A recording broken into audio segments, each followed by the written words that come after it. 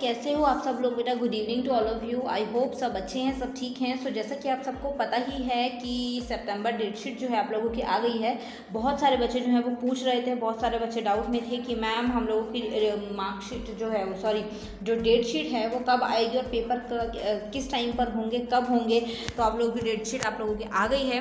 Official website पर अगर आप जाएंगे तो वहाँ से आप लोगों को वो दिख जाएगी। ठीक है, तो अगर डेटशीट की हम बात करें तो थ्योरी पेपर है, उनकी डेटशीट है ये। ठीक है ना, ये वाला पोर्शन अगर आप देखेंगे तो ये सीनियर सेकेंडरी का है और ये सेकेंडरी का है। सीनियर सेकेंडरी में मतलब वो वाले बच्चे हैं जो 12th वाले हैं और सेकेंडरी वाले जो हैं वो ये 10th वाले हैं। ठीक है, सारे के सारे सब्जेक्ट्स की जो है वो आ चुकी है डेटशीट, तो ये देख सकते हो आप लोग। और अगर मैं एग्ज़ाम की बात करूँ तो एग्ज़ाम यहाँ पर 29 से स्टार्ट हो रहे हैं और अगर लास्ट डेट की बात करूँ तो 17 तक आप लोगों के पेपर चलेंगे, मतलब अक्टूबर तक आप लोगों के एग्ज़ाम चलेंगे। ठीक है, तो जिसमें भी रीअपेयर है, जिसमें कंपार्टमेंट आई हुई है, तो आप लोग अब आराम से अपना पेपर दे सकते हैं।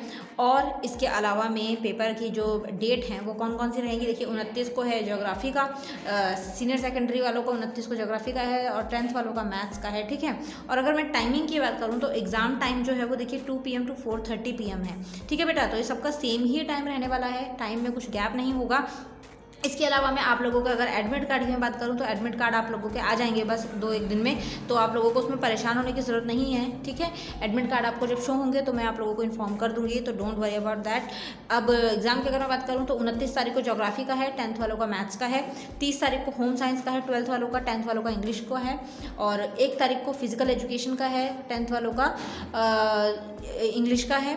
देन 3 तारीख को सीनियर सेकेंडरी मतलब 12th वालों का इकोनॉमिक्स साइकोलॉजी का है और 10th वालों का सोशल साइंस का है। ऐसे ही 4 तारीख को 12th वालों का संस्कृत, पंजाबी, उर्दू वगैरह का और 10th वालों का साइंस का होगा। ऐसे ही फिर आगे देखिए आप म्यूज़िक वगैरह देख सकते हैं। ओके, और हिंदी का है 10th वालों का 6 तारीख को। तो ये जो आप देख सकते हो इसके अंदर आपको काफ़ी सारे पेपर जो हैं वो काफ़ी सारे जो डेटशीट है वो पूरे के पूरे एग्जाम की मिल जाएगी।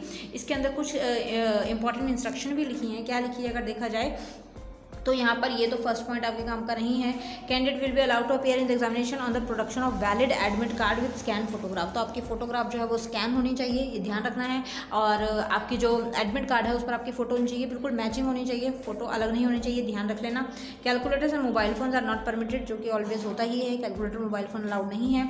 In case of emergency all instructions issued while appearing in examination center will be strictly adhered to by the candidates।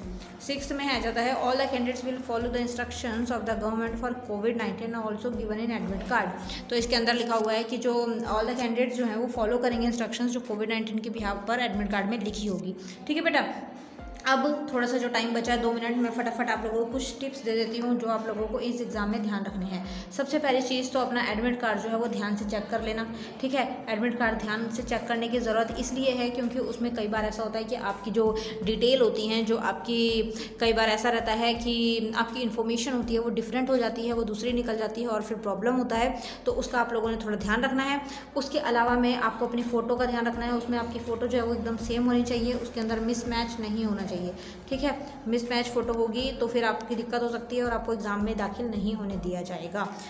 ठीक है बेटा, अब उसके बाद आगे बात आ जाती है स्टडी की। तो स्टडी हम कैसे करें, किस तरीके से हमको जो है प्रिपरेशन करनी है। तो बेटा आपको जो है प्रीवियस ईयर क्वेश्चन पेपर आपको मिल जाएंगे, प्रीवियस ईयर क्वेश्चन पेपर आपको वहाँ से प्रैक्टिस करनी है।